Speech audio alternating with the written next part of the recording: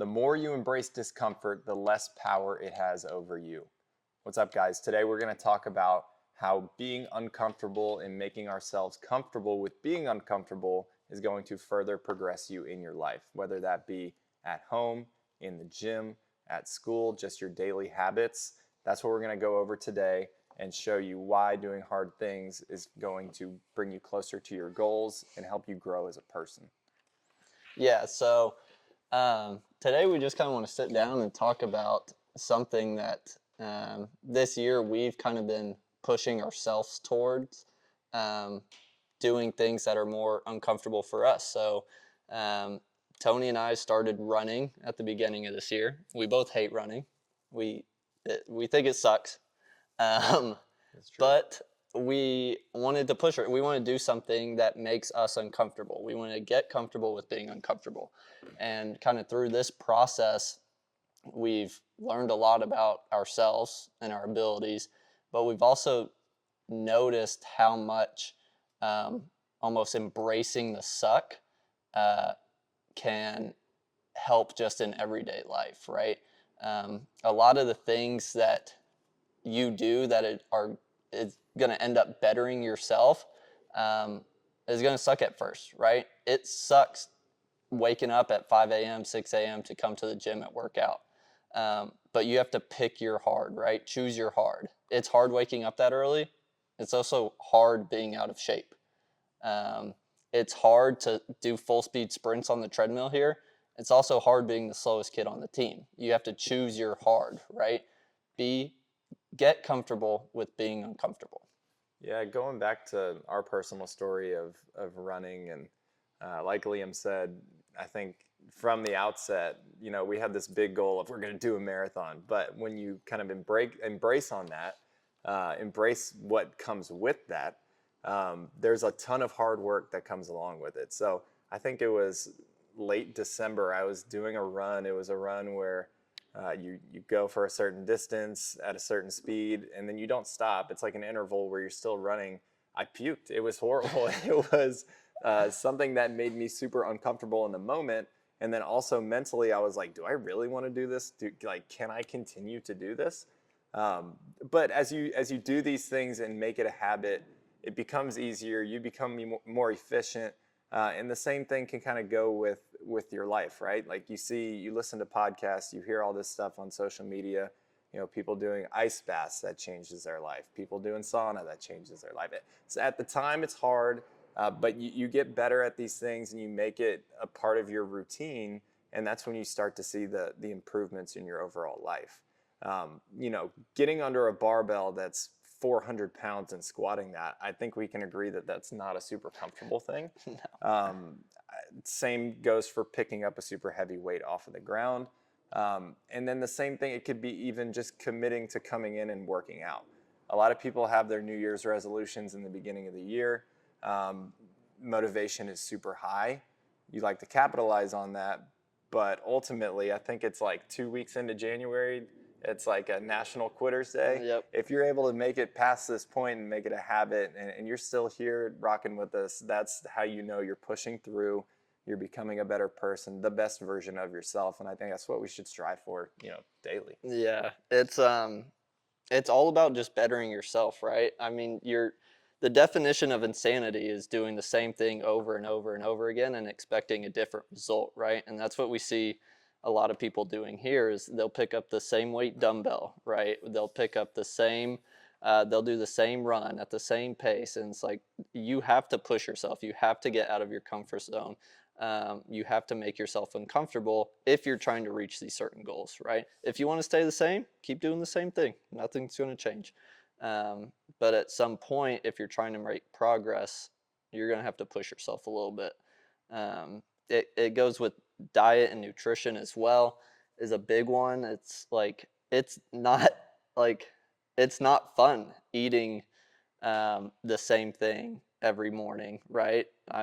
We're in a phase where we're pretty locked in with our nutrition personally, and we've seen the results on our weigh-ins every week, right? Like we're dropping body fat, we're gaining muscle, but we're eating the same things. I have 8 ounces of ground beef with 4 eggs in the morning. every morning. And it's like, no, like, yeah, I'd love to eat a donut and like Right. some cereal, some cinnamon toast crunch, but I mean, at the end of the day, it's like, what are your goals? What are you Yeah. trying to Well, achieve? and then along with that, like stacking on top of that, you have to also, it may be uncomfortable for you to meal prep on a Sunday when you're used to just Right. sitting down and doing nothing on a Sunday. You have the Sunday scaries and you don't want to go to work. But preparing um, your food on Sunday is setting yourself up for success. And like Liam said, it might be the same food over and over again. Uh, that makes it easy for us, and it's just kind of a routine that you fall in. Right. Once you get over, like, hey, I need to like mix this up, do this, that, and the other. But the less variables you have, I think I think for us, it makes it a lot easier. Right. So it really just everything compounds on top of itself. You prepare well, you're going to face these challenges and you're going to overcome them too. And you're going to be a better person on the other side. Right. It kind of goes back to how Tony opened this podcast is like embrace discomfort so it doesn't have that power over you anymore. Once you do that and once you like create a habit of embracing that discomfort, it, it's not uncomfortable anymore, right? It's like I know on Sundays I'm meal prepping my food. At first it sucked because it's like, oh, I gotta take time out of my day and I gotta meal prep, but now I do it every Sunday, and now it's easy because I know exactly what I'm eating. I know how many calories, all my macros for the week. I don't have to think about it anymore. Trying to come up with like a different recipe every day to try to hit my calorie, you're thinking too much. You're doing too much. Like, just lock in, do the hard thing, and you're going to see progress from that. Right. And I think a personal kind of anecdote for this exact topic is back in 2023 when Josh, Brad, and Travis got me on board to do the Grand Canyon Right. rim to rim to rim hike. First off, the furthest I had ever gone was a 5K. So doing a 55-mile hike through the day, night, cold, hot, all of that stuff, you can imagine where I was mentally. Like, sure, I can agree to do it when it's 8 months out, but then when when it comes down to time to actually doing it and you're in it, that's the challenging part. There's no backing out then. But I'll tell you what, when I was done with that, I think I would have told you there's nothing on earth that I couldn't do. Right. So through that experience, through being pushed by friends to become a better person, even though it was totally out of my comfort zone, that's what helped me grow. And I think honestly, that's kind of what is giving me the confidence to be like, hey, I can run this marathon, or Right. hey, I can wake up early and come in and get a workout in, or Yeah.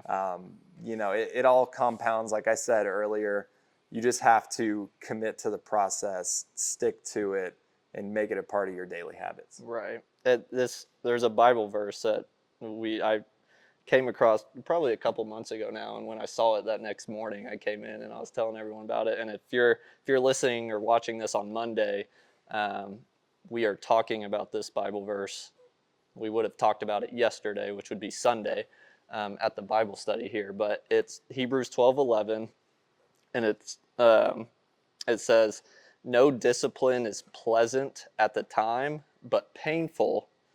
But in the end, it produces a harvest of righteousness and peace for those who are trained by it." Um, Basically, just saying like, no matter what it is, right? Whether you're being spiritually disciplined, whether being disciplined in your nutrition, disciplined in your training, disciplined in life, whatever it is, right? It's not fun. It's not pleasant. It's painful at the time, but in the end, it produces this harvest of righteousness and peace, right? You're going to, the reward you're going to get out of that discipline is going to be worth it in the end. So, yeah, I think it's just embrace discomfort. Don't let it have power over you. Get comfortable being uncomfortable. Do the hard things, because I promise you, in the end, you will feel so much better after doing those hard things, especially when you know it's to better yourself, right? Right. Yeah, that kind of ties into Coach Burnett at TLU. When I was playing there, we would have 2 meetings every year. So I've heard this quote 8 times.